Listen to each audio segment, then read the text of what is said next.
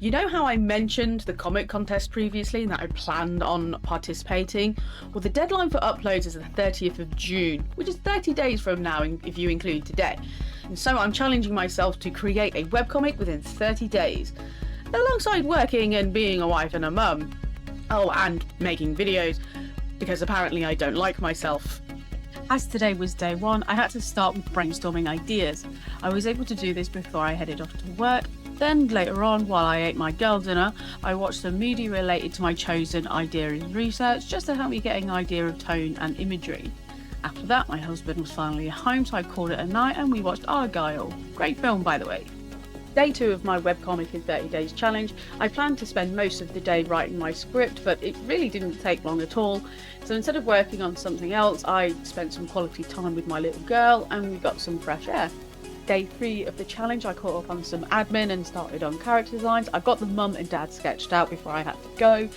Then I half jogged to work, had a fight with nature, swooshed my skirt instead of working, and then I braved the elements in my husband's scary car. I was meant to complete the rough character designs that day, but instead I spent time with my sister. Then my husband came back early from his work trip, and since we were both just absolutely shattered, we just chilled out and finished watching Spy Family Code White. Is it Code White? Yeah, Code White. Day 4, I went to do something, I wanted to do something, I thought about doing something, but I did nothing. Peace. Day 5 of my Create a Comic in 30 Days challenge, I spent my evening working on the main character designs. By the time I was done, I thought it was day 6, but it wasn't, it was day 5. Actual day 6, I did not use this extra gained day wisely. All I got done was that I got the comic pages set up and I read a few tips. I had a nap and then I took my girl to swimming class. I was really well intentioned to read through some of the comics that I have that have a similar vibe, but instead I just flipped through and played a game instead. Day 7 of the challenge went super duper well though. I started thumbnailing some comic pages in the evening. Then my younger sister and I took the kids to the soft play and some food. After that, I was able to get the thumbnailing completely finished. So overall, it was a very productive day. Day 9 of me making a webcomic in 30 days challenge.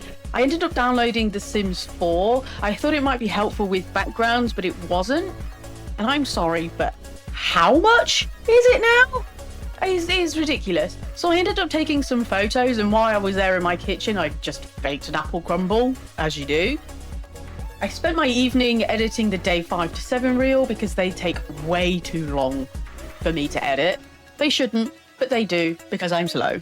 On day 10, I got my butt onto Acon 3D and had a look at what models I already own and how I could reuse them. And then I browsed the site for what I still needed, and then I bought them because I have no self-control. And then The Sims 4 did actually end up being helpful.